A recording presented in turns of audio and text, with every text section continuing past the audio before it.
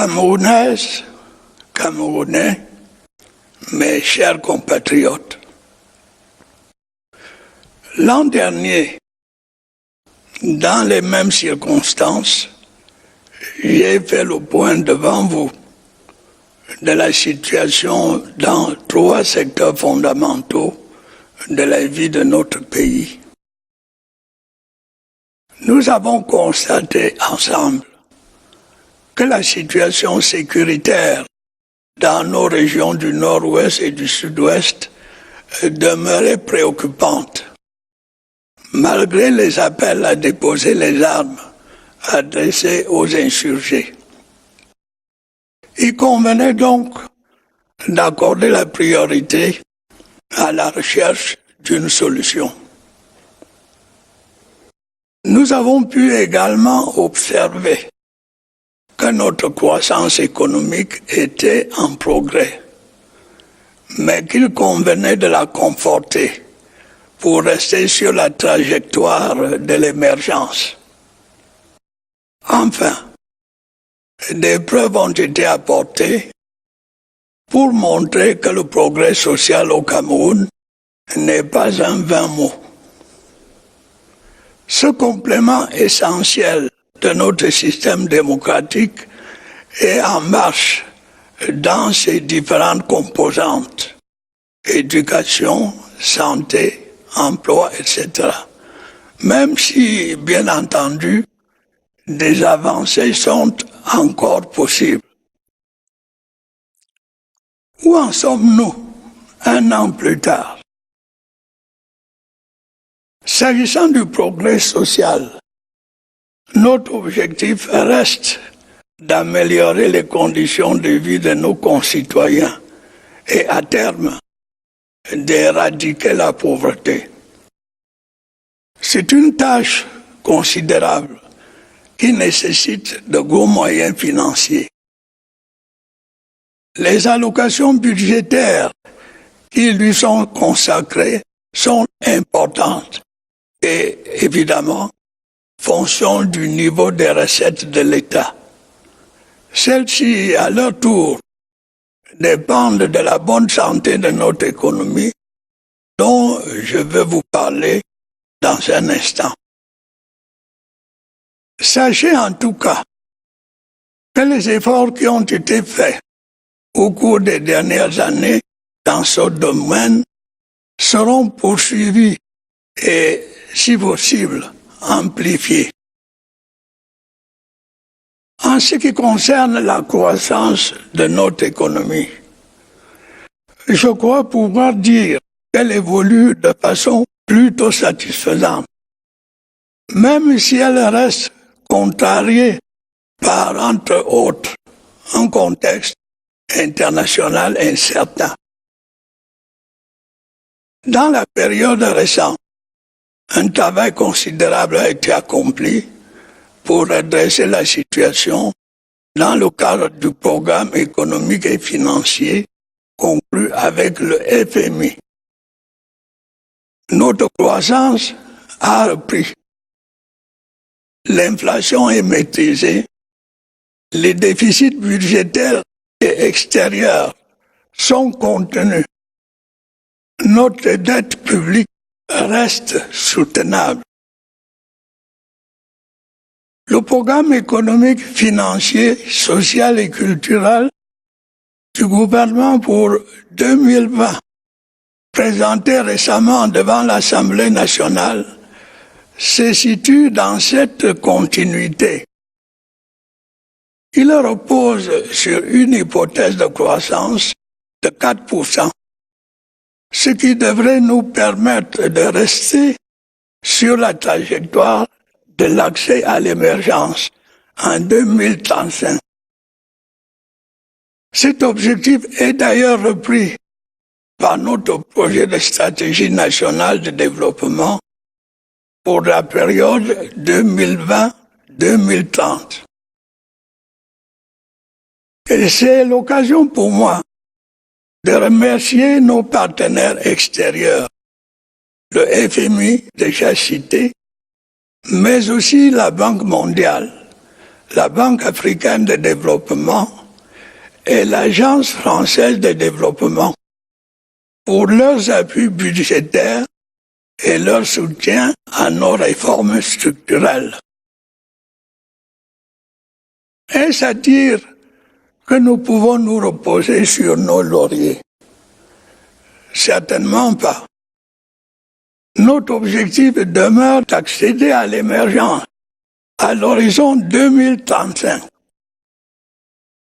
Mais compte tenu de l'instabilité du contexte international et des tensions commerciales qui hypothèquent les échanges, il nous faudra probablement faire des efforts supplémentaires pour rester sur la trajectoire du redressement économique durable de notre pays. Je crois que nous en sommes capables. Ce redressement doit être pour nous une ardente obligation qui mobilisera toutes nos énergies. Il nécessite non seulement l'amélioration des conditions de vie des Camerounais, mais aussi l'exercice serein des droits démocratiques par voie de conséquence. Reste la situation sécuritaire dans nos régions du nord-ouest et du sud-ouest. C'est sans aucun doute, pour le moment, l'un des problèmes les plus urgents. L'activité criminelle des groupes armés continue de perturber la vie publique, économique et sociale dans ces régions. Pourtant, ces derniers mois, diverses mesures ont été prises pour ramener à la raison ces jeunes qui, pour la plupart, se sont laissés endoctriner. Des appels à déposer les armes leur ont notamment été lancés et des perspectives de réinsertion sociale ouvertes. Pour ceux qui s'obstinent à demeurer dans la mauvaise foi et qui continuent à avoir recours à la violence, nous n'aurons pas d'autre choix que de les combattre pour protéger tous nos concitoyens. Nos forces de défense et de sécurité feront une fois de plus leur devoir, avec mesure, mais sans faiblesse. Je veux ici les assurer de mon total soutien et de ma haute considération. Auparavant, des décisions avaient été prises pour convaincre nos compatriotes des deux régions concernées de la volonté du gouvernement d'accorder aux collectivités territoriales les compétences qui leur permettraient d'avoir une plus large part dans la gestion des affaires locales. Il avait été également confirmé que des dispositions étaient prévues pour accélérer la promotion du bilinguisme et du multiculturalisme. On doit également souligner qu'en manifestant de diverses façons sa solidarité avec les populations victimes des exactions et atrocités des bandes armées, la nation, dans son ensemble, a montré qu'elle soutenait la politique du gouvernement. Cependant, conscient de la longueur des délais pour mettre en œuvre les réformes envisagées et soucieux d'abréger les désagréments et les souffrances de nos compatriotes du nord-ouest et du sud-ouest, j'ai décidé d'ouvrir dès la fin septembre, on m'excusera de me citer, d'ouvrir un grand dialogue national qui devrait permettre, dans le cadre de notre Constitution, d'examiner les voies et moyens de répondre aux aspirations profondes des populations du Nord-Ouest et du Sud-Ouest, mais aussi de toutes les autres composantes de notre nation. Je m'en suis longuement expliqué le 10 septembre dernier, dans un message à tous nos compatriotes, j'ai eu le sentiment que cette initiative avait été largement approuvée par notre opinion publique ainsi que par diverses organisations internationales, dont l'ONU et plusieurs pays amis. Précédé, comme je l'ai rappelé, par diverses offres de paix adressées aux insurgés et accompagné par la libération de plusieurs centaines de détenus, ce grand dialogue national s'est effectivement tenu du 30 septembre au 4 octobre 2019. Il a réuni un large éventail de représentants de la société camerounaise. Je voudrais aujourd'hui remercier tous ceux qui ont bien voulu y participer et féliciter ceux qui l'ont organisé, au premier rang desquels le Premier ministre, chef du gouvernement. Il m'a semblé que les participants ont vécu un grand moment de communion qui leur a permis d'exprimer leur attachement à la paix et à l'unité nationale. J'ai pu apprécier le fait que les Camerounais, dans leur ensemble, ont salué un bon nombre de propositions issues du grand dialogue national. Ainsi, dès le 10 décembre 2019, un projet de loi concernant la promotion du bilinguisme et du multiculturalisme a été adopté par l'Assemblée nationale et le Sénat. Il prévoit que l'usage de l'anglais et du français doit s'appliquer de façon égale à l'ensemble de nos institutions publiques. Le respect de cette loi, j'en suis sûr, renforcera le caractère bilingue de notre pays.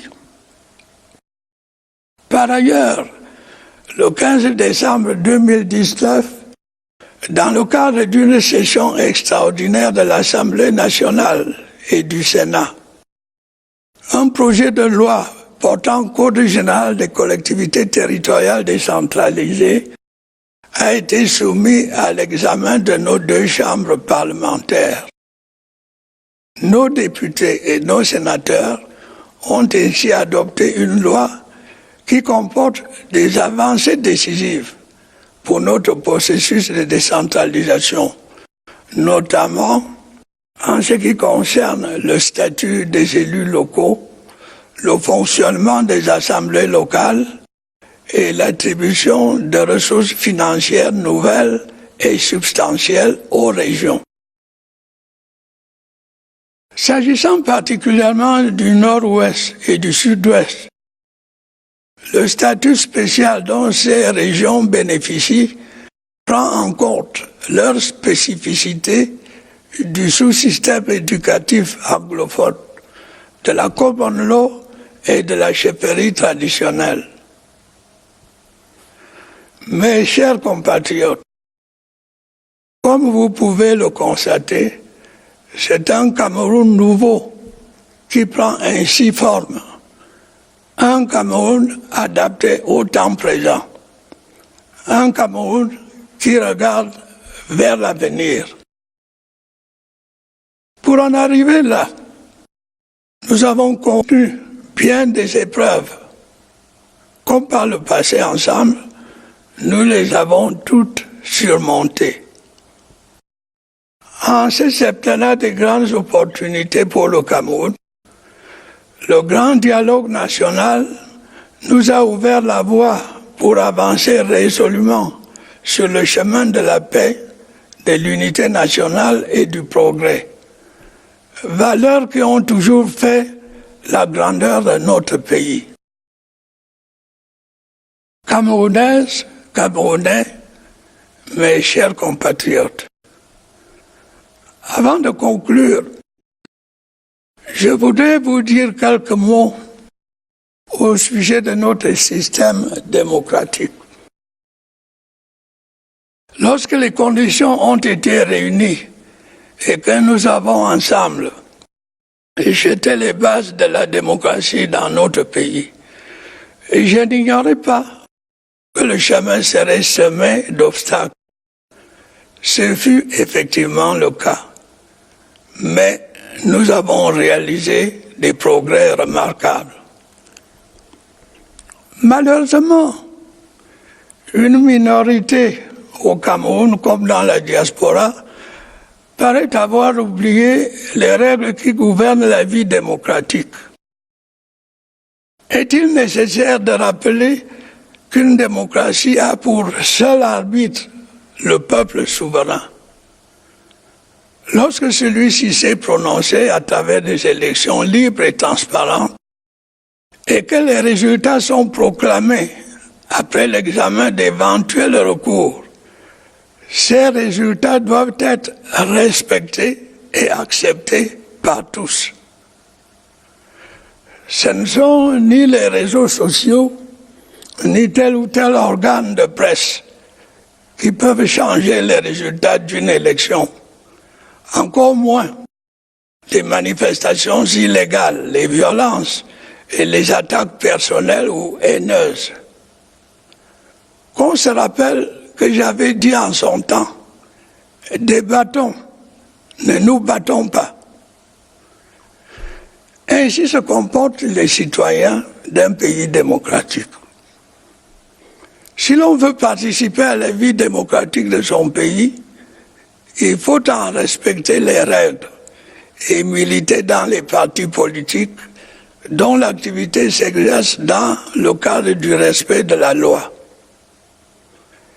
Il sera loisible de le vérifier lors des prochaines élections municipales et législatives du 9 février 2020. Des dispositions sécuritaires ont été prises pour que sur toute l'étendue du territoire, tous nos concitoyens puissent exercer leur droit de vote. Si cela s'avère nécessaire, elles seront davantage renforcées. J'exhorte donc tous les Camerounais inscrits sur les listes électorales à aller voter, en ayant conscience qu'ils éliront des femmes et des hommes qui traduiront dans les faits les réformes voulues par le peuple camerounais, notamment l'accélération de la mise en œuvre de la décentralisation. S'agissant du comportement excessif de certains de nos compatriotes de la diaspora, qu'ils soient ou qu'ils ne soient plus camerounais, je pense qu'ils devraient, par patriotisme, s'abstenir de propos négatifs à l'égard de leur pays d'origine. On doit toujours respecter sa patrie, ses institutions et ceux qui les incarnent. Mes chers compatriotes, faisons ensemble du Cameroun une terre de grandes opportunités de développement économique et social dans la paix et l'unité. Bonne et heureuse année 2020 à toutes et à tous. Vive la République, vive le Cameroun.